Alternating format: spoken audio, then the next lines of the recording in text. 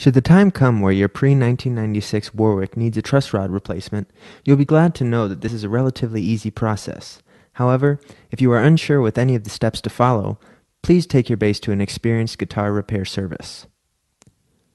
Before the non-replaceable truss rod currently used in Warwick basses, Warwick used one of three different truss rods between 1982 and 1996.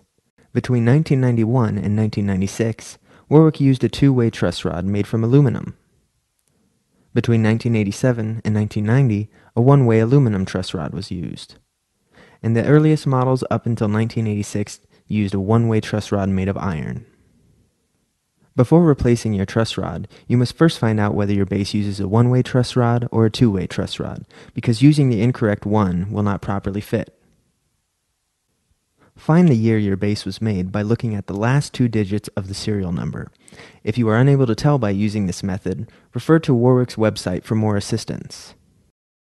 You will need a truss rod key, silicone grease, a blade and glue should you need to remove the nut, and of course, a replacement truss rod.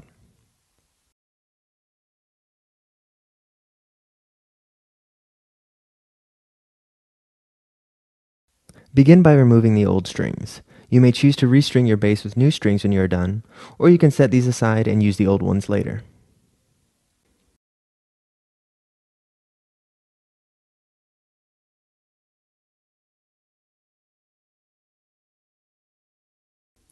Now, use the truss rod key to loosen the truss rod, and while bending the key to the side, gently pull the old truss rod out.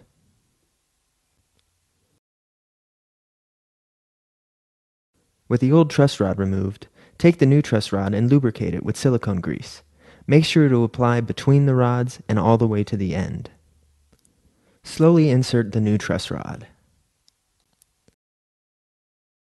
Make sure you insert the new truss rod with the threads facing down to allow for proper back bow tensioning. Use a cloth to wipe any grease around the nut and headstock. With the new truss rod installed, restring your bass and follow the instructions found in a previous video for adjusting your truss rod. The steps for replacing a two-way truss rod are nearly identical to those of a one-way truss rod. With the strings removed, use the truss rod key to gently pull out the old truss rod. If you find that you are having trouble pulling out the old truss rod, you may need to remove the nut to allow for proper clearance. Use a blade to gently separate the nut from the headstock and set it aside.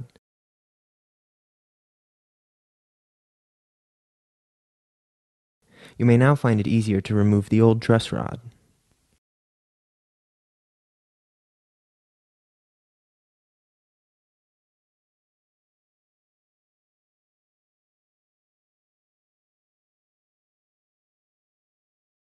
Now, take the new truss rod and apply grease between the rods and all the way to the end.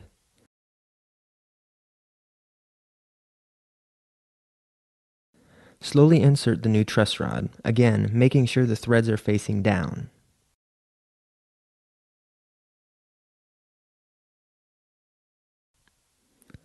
Wipe the grease from the headstock and apply a small amount of glue to keep the nut in place. Using too much glue may make it impossible to remove the nut again should your bass need servicing.